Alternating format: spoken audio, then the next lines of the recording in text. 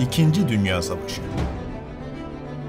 70 milyon insanın öldüğü bir mücadele. Tüm dünyayı etkileyen koca bir kasırga.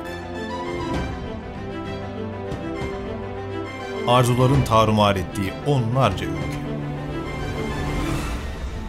Tank paletlerinin ardında bıraktığı bir enkaz.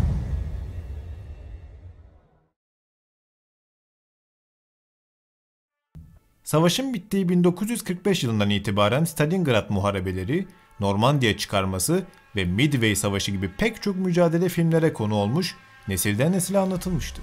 Ancak 2. Dünya Savaşı'nın kaderini değiştiren Kuzey Afrika cephesi tarihin tozlu sayfalarında adeta kaybolmuştur.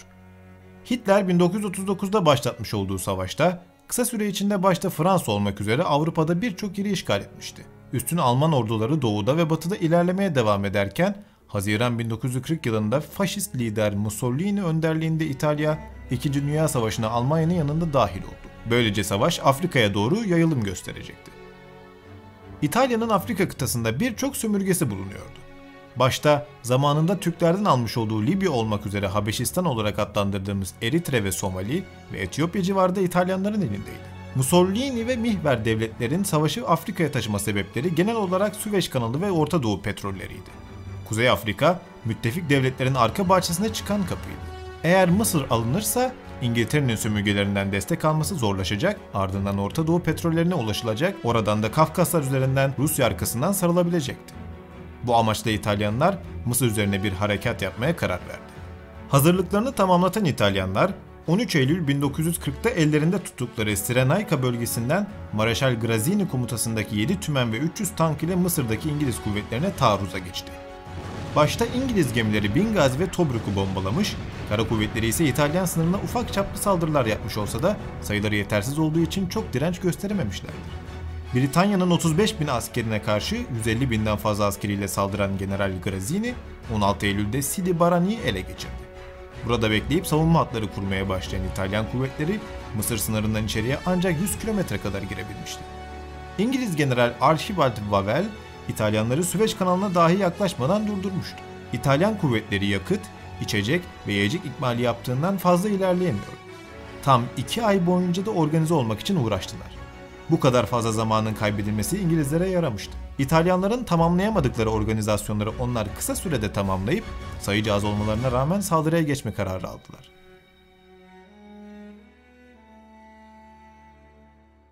Pusula Operasyonu Operation Compass. Richard O'Connor, ilerlemeye çalışan İtalyanları geri püskürtmek için başlatılan operasyonu yönetmek için tayin edilmişti. Operasyonun adı ise Compass olarak belirlendi. 9 Aralık 1940'ta başlayan saldırıda İngiliz, 7. Zırhlı Tümeni ve 4. Hint Tümeni Sidi Barani'de savunma hatlarını ikiye yararak batıya doğru ilerledi.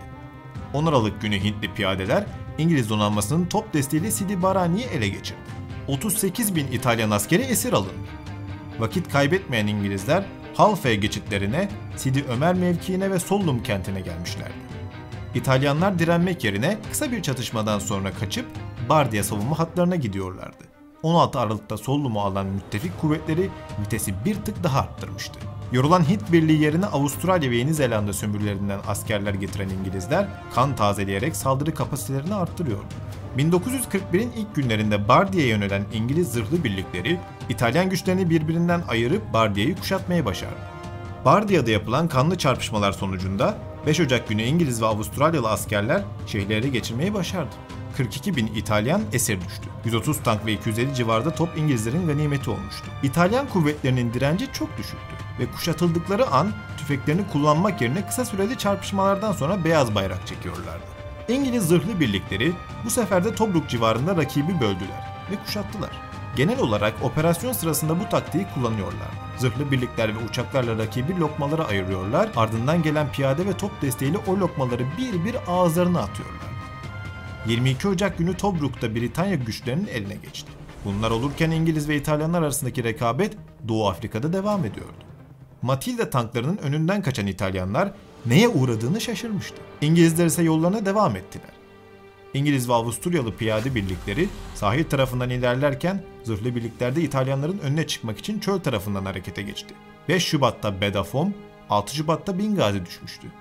Bu iki nokta arasında kalan düşman askerleri ise teslim olmak zorunda kaldı. Başarılarından dolayı İngiliz zırhlarına Desert Rats yani çöl fareleri ve Tobruk fareleri lakabı takılmıştı. Müttefik kuvvetleri 9 Şubat'ta El Aghela'ya vardıklarında operasyonu bitirmeye karar verdiler. Churchill buradaki kuvvetlerin bir kısmını Yunanistan savunması için geri çekme emri vermişti. Müttefikler başarıya ulaşırken İtalyan 10. ordusundan geriye koca bir enkaz kaldı. Harekat süresince İngilizlerin ölü sayısı 500 iken İtalyanlarınki 5000 idi ama 130 binde esir verilmişti. Mussolini Doğu Afrika'daki topraklarını da kısa sürede kaybetmeyi başarmıştı. Ordusunun bu utanç verici durumu karşısında Benito Mussolini, Adolf Hitler'in kapısını çaldı. Alman Afrika Kolordusu.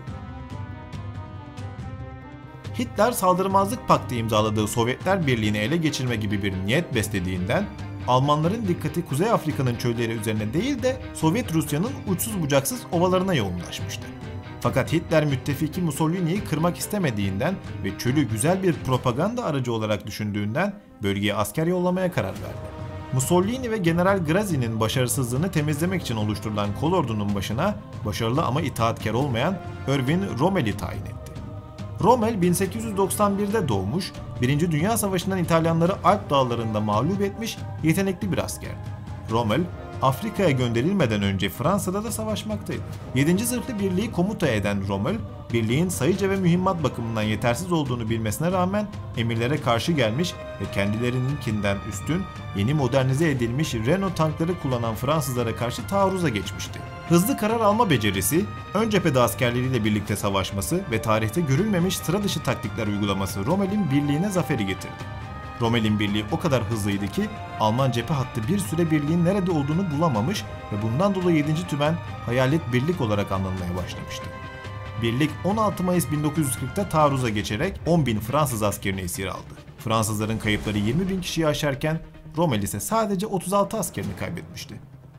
Hayalet Birliği'nin komutanı Rommel, 60.000 kişiyi bulan birliği ve tanklarıyla 12 Şubat'ta Trablus'a çıktı. Görünürde generalden beklenen İtalyan kuvvetlerini organize edip bölgede savunma hattı oluşturmasıydı. İngilizler de buna binaen Rommel'in saldıracağını akıllarının köşelerinden geçirmemişlerdi. Tank komutanı olan ve hızlı hücuma yatkın olan Rommel, İtalyan ve Almanlardan oluşan 120.000 kişilik birliğiyle Mart 1941'de ani bir şekilde hücuma geçti. El Aghela'daki müttefik kuvvetler yenildi. Erwin Rommel ve mihver askerleri ilerlemeye devam etti. Hitler'in Balkan seferini başlattığı sıralarda 4 Nisan günü Almanlar, Bingazi'deki İngiliz ve Avustralyalı kuvvetleri yenip şehri aldı. Rommel, İngiliz 2. Zırhlı Tümeni'ni kuşatma altına alıp teslim olmak zorunda bırakmıştır. 6 Nisan'da İngiliz 3. Zırhlı Tugay'ı Derne'de ele geçirildi. 2 gün sonra da Meçili'de İngiliz, Hint ve Avustralya kuvvetleri ele geçirildi. Almanlar önlerine kattıkları İngilizleri Mısır'a doğru sürüyordu. Rommel 35.000 kişiyle İngiliz, Hintli ve Avustralyalıların 27.000 kişiyle koruduğu Tobruk şehrini kuşattı. Cephenin en büyük şehir kuşatmalarından biri başlamış oldu. Alman kolordusunun geri kalanında 15 Nisan'da Solum'a varmıştı. Bölgedeki geçitlerde kıyasıya mücadele başlamıştı. Mihver kuvvetleri Tobruk'a Nisan içinde 2 büyük saldırı gerçekleştirdi. Ama bir türlü sonuç alamadı. Alman uçakları ve topları günlerce şehri bombalamasına rağmen zafer bir türlü gelmedi. İngilizler deniz yoluyla sürekli takviye alırken Almanların eriyen kuvvetleri takviye alamıyor. Hitler diğer cephelere yoğunlaştığından Afrika'daki savaşa çok önem vermiyor ya da önem veremiyor. Rommel'e kazandığı zaferlerin ardından bazı takviye birlikler ve tanklar gönderilmesi kararlaştırıldı. Ancak Malta üzerinden havalanan İngiliz uçaklarının Alman ve İtalyan donanmalarını bombardıman etmesi Rommel'in işini daha da zorlaştırıyordu. Mihver kuvvetlerinin bu cephe için en büyük hatalarından birisi de Malta sorununu çözememiş olmalarıydı. İngilizler ise İskenderiye üzerinden her türlü ikmali yapabilecek bir durumdaydı. İngilizler ikmal hatlarını yenileyip takviye kuvvetler aldılar. Avustralya'da askerlerinin karşı taarruzu da mihver kuvvetleri tarafından engelleniyordu. Tobruk içinden çıkılmaz bir hal almıştı. Müttefik kuvvetler deniz yoluyla sömürgelerinden getirdikleri on binlerce adımı ve yüzlerce tankı Rommel'in üzerine sürdüler. General ise çöl şartlarında ve yetersiz kaynaklarıyla öyle taktikler uyguluyordu ki kendisine tankların efendisi gibi isimler takılmış ve rakipleri tarafından saygı duyulan bir komutan haline gelmişti. Tazelenen müttefik birlikleri savunmada bekleyen mihver birlikleri söküp atmak ve Tobruk'u kurtarmak için Brevity operasyonuna başladılar. 15 Mayıs'ta Halfway geçitlerini tutan birliklere baskın yapan İngilizler beklediğini alamadı. İngilizlerin tam operasyon anında bölgede 250 civarı tankına karşı mihver birlikleri 30 tankla başarıya ulaşmayı bilmişti. Operasyon İngilizler adına başarısız oldu. Rommel daha sonra Scorpion operasyonuyla geçitleri aldı. İki rakip bu sahada haftalarca mücadeleye devam etti. İngiliz birlikleri bu sefer de Battle Axe operasyonuna başladılar. Daha kapsamlı olan harekatta Halfaya geçidinde tank savarlar, mayınlar ve coğrafyayı kullanarak bir set oluşturmuş Rommel'in kuvvetleri hedef alınıyordu.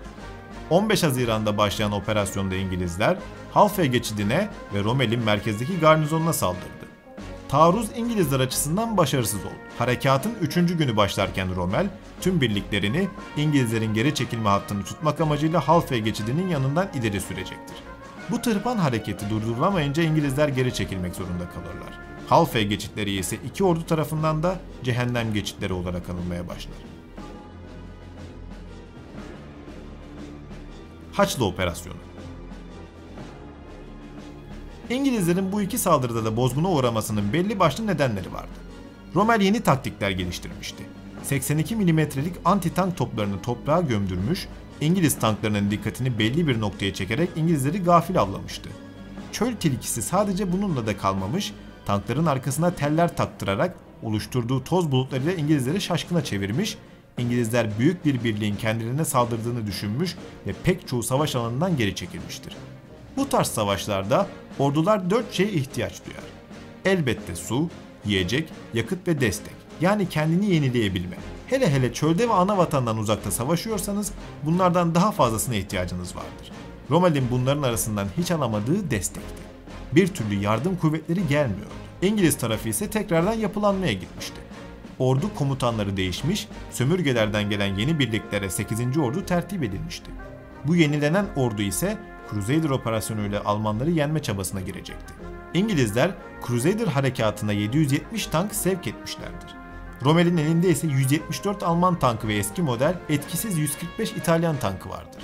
Bu durumda Rommel tüm tanklarını savaşa sürmek zorunda kalmıştır. Oysa Birleşik Krallık kuvvetlerinin 500 tanklık bir yedek kuvveti vardı. 18 Kasım günü Claudi Auchinleck harekatı başlattı. Operasyon bu sefer istenileni verecek gibi gözüküyordu. 4 Aralık'a kadar Tobruk ve Halfaya arasında geçen kıran kırana mücadeleden sonra Rommel kuvvetlerini alıp çekilmeye başladı. Daha önce savunma hatları oluşturduğu Gazala'ya gelen Rommel, 8. Ordu'nun 13 Aralık'taki saldırısı karşısında da çekilmeye devam etti. 26 Aralık'ta Edrebiye'ye kadar gelen Rommel, ani bir karşı atakla İngilizlere ağır kayıp verdirip Gazala'ya geri yollasa da yeterli saldırı gücü olmadığı için El Agheila'ya çekildi. Bardiye ve çevresinde ise kuşatılmış ve direnen Alman güçleri mevcuttu. Sonuç olarak Haçlı Operasyonu başarıya ulaşmış oldu. 1941 yılı Hitler'in Afrika kolordusu için bu şekilde geçmiş oldu.